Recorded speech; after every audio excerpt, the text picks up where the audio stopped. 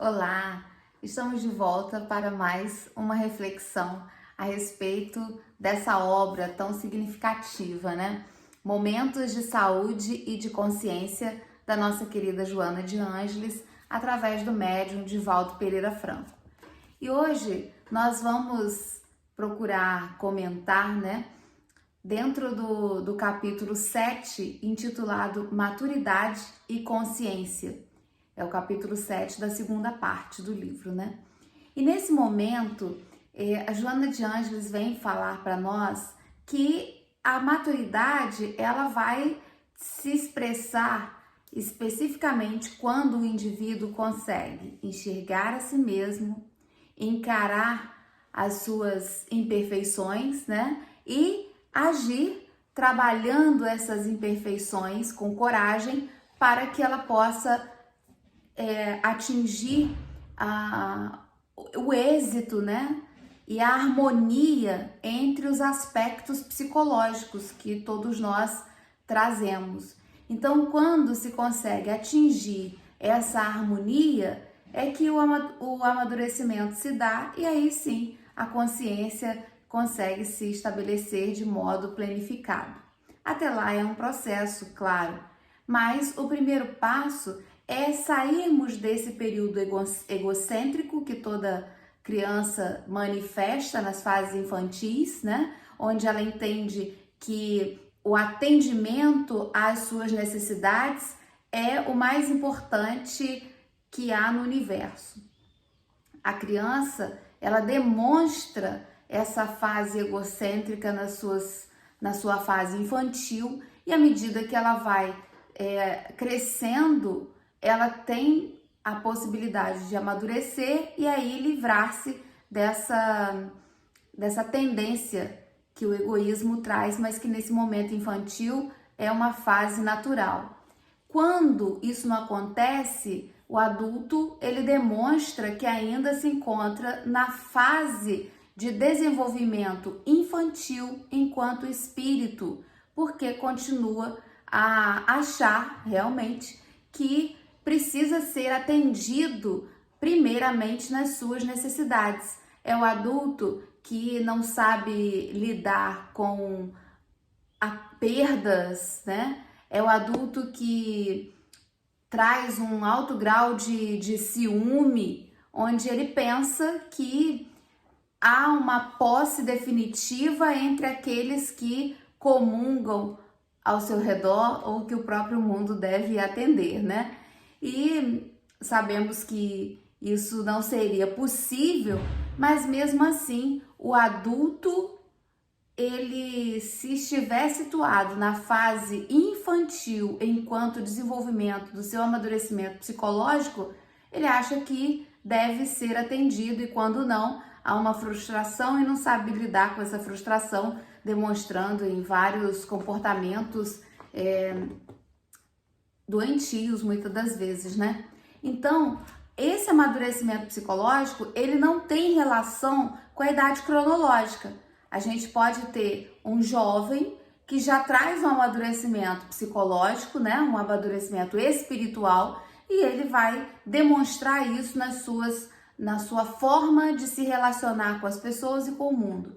Enquanto você pode ter pessoas mais velhas, já amadurecidas na idade cronológica e que demonstra um comportamento de muita imaturidade, né?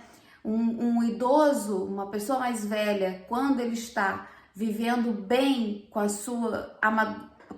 nesse amadurecimento, é aquele idoso que não traz saudosismos e sim sabe se relacionar bem dentro da sua idade com aquilo que é possível culturalmente, socialmente, intelectualmente e vive bem e vive feliz dentro da sua nova fase, das limitações que o corpo físico traz. Isso a gente vai observar se houver. Em não havendo, são vários os desequilíbrios da solidão, da depressão, da tristeza, de outras doenças que podem se associar, né? Então, o quanto é importante, ela vem trazendo para nós esse processo de enfrentamento das nossas dificuldades psicológicas para que, atingindo o amadurecimento, nós possamos viver melhor. E aí, o ponto principal dessa abordagem, né, é quando Jesus, que é o nosso terapeuta supremo, né, ele veio trazer para nós a alavanca necessária, a orientação necessária para que possamos aproveitar essa fase de desenvolvimento dos nossos aspectos psicológicos, do nosso amadurecimento, que é baseado na lei do amor. Não precisa ser com sofrimento, né? A gente acha que é um grande sofrimento, lutar para vencer determinadas tendências, determinados comportamentos, lutar para vencer o ciúme, o egoísmo. E a lei, ela é de amor. Jesus veio falar e reforçar, e os espíritos vêm relembrando cada vez mais que a lei, ela é de amor.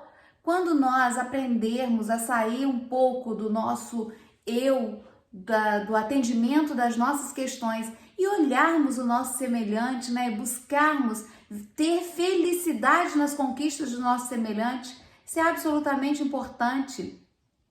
Quantos de nós somos capazes de ajudar nas tragédias, mas demonstramos ali um quesinho de inveja quando o nosso companheiro, o nosso irmão ou um desconhecido conquista algo de valor para ele, quando ele está feliz? Quantas vezes, ao invés de nos alegrarmos com a sua felicidade, há um pensamento do, poxa vida, por que não fui eu? Poderia ter sido eu. Mesmo que esse pensamento seja-se muito lá dentro, e sejamos incapazes de falar sobre ele, né, de admiti-lo. Mas se ele reside em nossa mente, é porque nós estamos ainda carregados de um sentimento de egoísmo, pensando primeiro em nós, do que nos alegrando com as conquistas alheias. E o amor se manifesta assim. O amor não se manifesta só pelos cuidados quando há necessidade. Esse atendimento às necessidades pode ser até uma manifestação do orgulho. Eu estou bem e posso ajudar. O amor, ele se manifesta também e especialmente quando a gente se alegra com as conquistas alheias, com a alegria alheia, com a felicidade alheia, mesmo que essa felicidade alheia signifique estar longe de mim. E aí o espaço para o ciúme desaparece, porque se eu quero ver o outro bem e feliz, por que eu vou querer que ele seja, por que eu vou querer ser uma âncora para que ele fique agarrado ao meu redor, dando um pequeno espaço para que se movimente? Não. O que Jesus vem nos dizer é que a lei do amor que é libertadora. A lei do amor é que traz esse amadurecimento psicológico. E assim a gente pode crescer. Então que nós possamos aprender a olhar o nosso irmão, aos nossos semelhantes, né? Com um olhar compassivo, piedoso dentro dos quadros de dor. E um olhar alegre e festivo para aqueles que estão fazendo conquistas de valor moral, de valor espiritual, né? Para que a gente possa entrar numa faixa de vibração que seja muito mais coerente com aquilo que a gente já quer, que a gente já deseja, né? Então, que nós possamos, de fato, alavancados por esse desejo, por esse processo, enxergar a nós mesmos, olhar com um olhar bem cuidadoso para conosco, identificando ali o que nós precisamos tratar, enxergar, ter coragem e lutar para a gente vencer essas nossas dificuldades e aí sim atingir esse estado de amadurecimento psicológico, né? Que nós possamos aproveitar os estímulos, o aprendizado e seguirmos adiante, vencendo as barreiras que ainda nos distanciam do que nós desejamos ser e que fomos criados para ser e para atingir. Muita paz a todos, um grande abraço e até a nossa próxima reflexão.